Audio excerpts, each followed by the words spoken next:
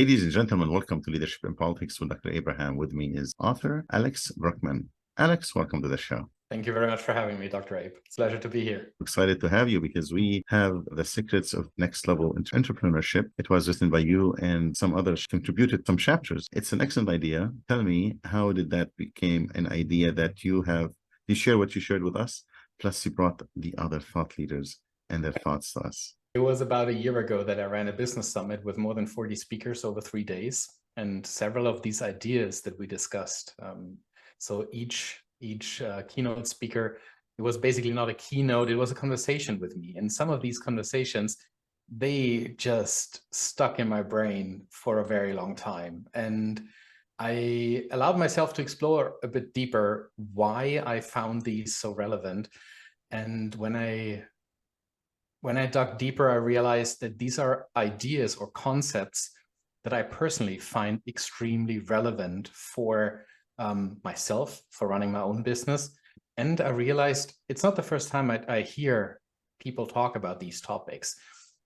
I've been in business for almost 20 years now, working with CEOs, their teams, with leaders and organizations. And at one point or another, these topics came up in conversations with these people. And that simply meant for me, it's just not me. It's something that is valuable for a lot of people out there. And when I mapped out these topics, we realized fairly quickly that they can be clustered in 3 themes and presented with a red thread. So we decided to write a book. We wanted to publish it fairly quickly. And then things changed when Wiley entered the stage and asked whether we already have a publisher for the book. Nice. So that was a really interesting surprise. Did you approach Wiley, or they came to you? No, we didn't approach any publisher. How did they know? I think I know, but I'm not 100% sure. Okay. I guess Wiley had me on their radar because probably my first book was pitched to them. What was the first book? The first book is actually now the second book because it's coming out only in the fall this year, which will be called The Strategy Legacy. It's a book that explores the intersection of leadership and business strategy. And Wiley was very quick. They actually released the book within 6 months, which is unusually fast for a large publishing house. Now, let's talk about entrepreneurship. What does it mean to you? Define it to me and to the audience. And what does an entrepreneur mean to you as well? So let's talk about the 2 concepts. Well, entrepreneurship for me is basically, how do I say that?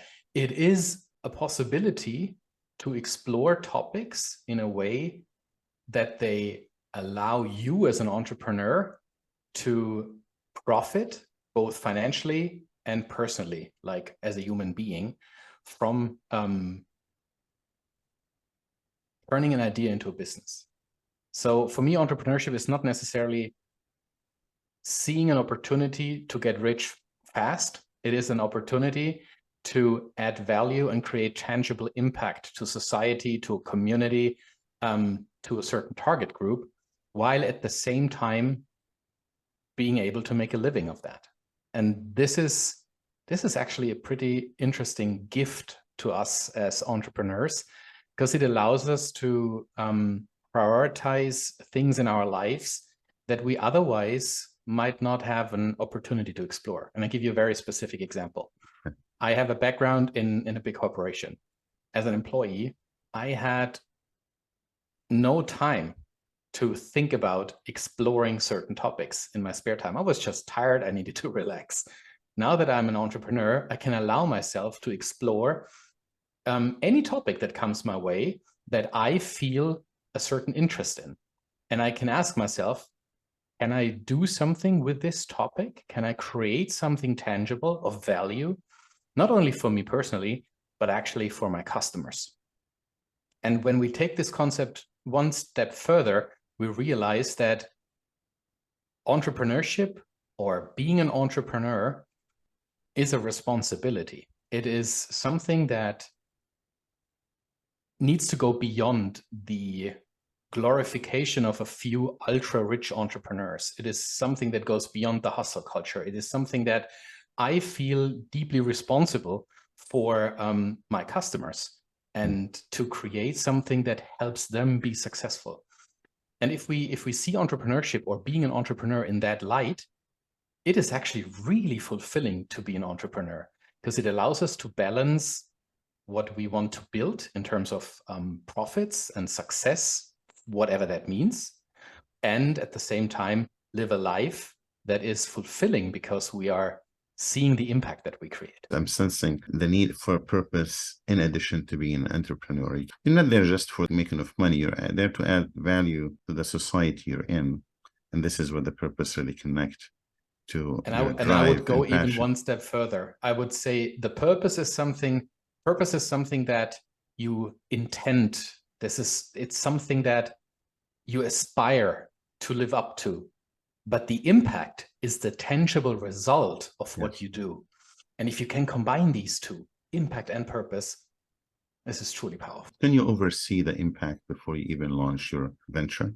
I think it is possible to understand the value that you bring to a customer and the impact that this value creates for someone. It is not necessarily always clear what this can spill into. So the spillover effects, or let's say the network effects that come with something, they are not always 100% clear. For example, when I work with my customers, I have a very clear focus on what I want to achieve with them.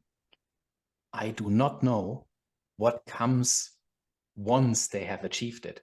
So raising a venture to a certain plateau gives them an opportunity to then ask themselves, what's possible now?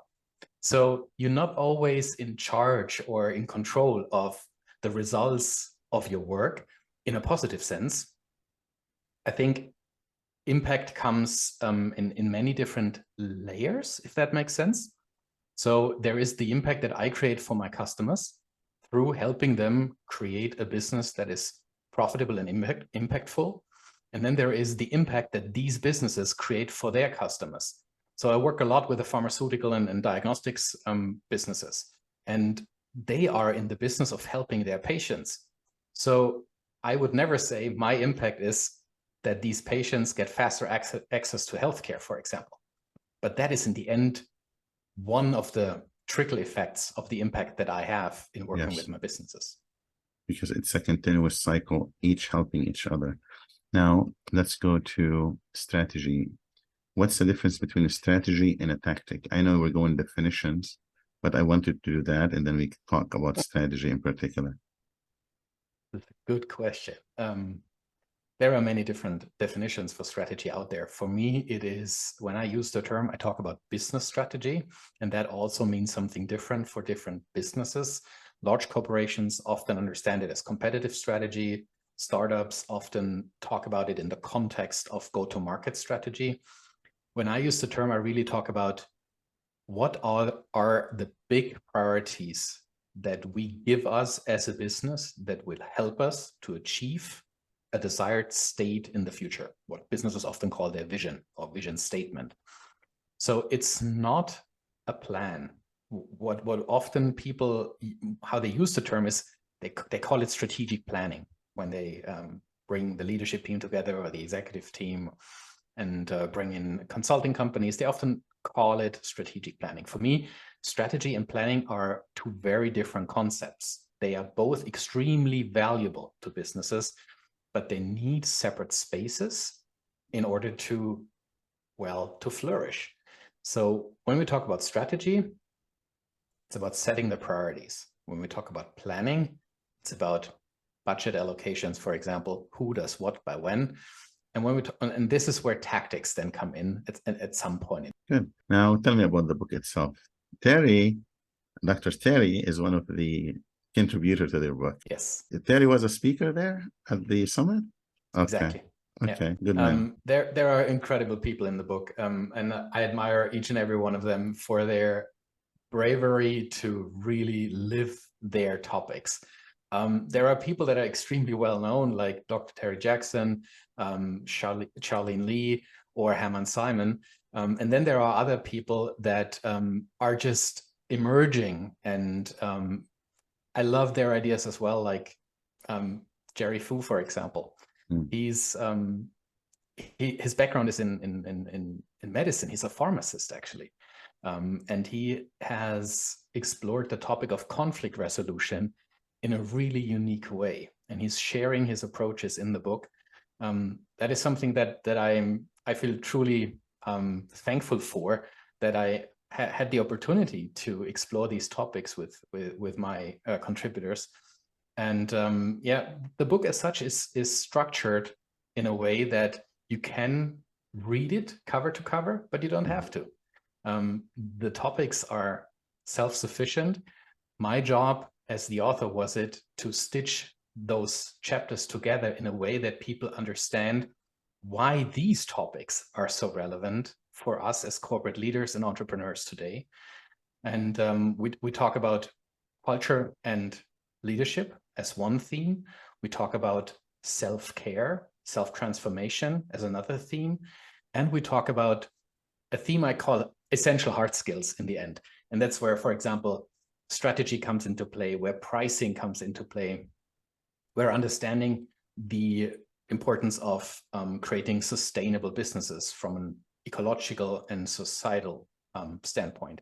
So themes that typically are not the subject matter expertise of a corporate leader or an entrepreneur, but themes or topics that we really need to understand, at least to a certain level, so that we can build our businesses in a future-proof way. Who's your audience in this book? Is it the leader, emerging leader? Who should be benefiting from this book? The book was written for anyone who leads a business. The title could be a little bit misleading. So I'm not necessarily only talking to entrepreneurs, not only to people who own businesses. When you read the book as a corporate manager or a leader somewhere in the middle of an organization, you will find as much value in the book for your role, how you can apply it in your environment with your teams or with the department or business area that you lead, as if you are a solopreneur running a one-man show. Because at each stage in your career or in your development, you will find that different topics are important to you. When I was a young manager, I really was a bad leader. How do you define bad leader? When you say bad leader, meaning a person who made bad decisions? Person who was inexperienced and wouldn't allow themselves to explore a topic that they had no idea of. That was me. Was it arrogance? Was it knowledge? Okay. I think it was arrogance. It was the inability to acknowledge that there is something that you have no idea about, and then the inability to allow yourself to open that door and curiously explore what's behind that door. I like it. What's your advice to your younger self, the person who was at that stage? What do you tell them now with the experience that you have? I think there are two things that I would say to that younger self. First is, don't be afraid. You are young. No one can expect of you that you know all these things. And be curious. Allow yourself to explore. And mistakes are not to judge you. You will mistakes to learn from them and to try better next time. I think these two elements, if more young leaders would embrace these two elements in their learning journey, we would have less trauma. Yeah, you're right. You're right. When is the book coming out? It's on the 28th of March in North America, Canada and the US. And then it will trickle through the world in Germany and UK and other European markets. It will be then, I think, beginning mid-May. In those markets, is it going to be in English or it's translated to those markets? It is in English, available in English in the first edition as of now. Whether the book will be translated into different languages is to be seen. Where can people find you? If you dare to write my name correctly, you can find me on my website, but I can make it very easy for you. You can find the book and everything both on Amazon or on nextlevelbook.co. So that is the easiest way to find the book. And from there, you also find me, and on LinkedIn, of course. Anything else you want to add or want to talk about?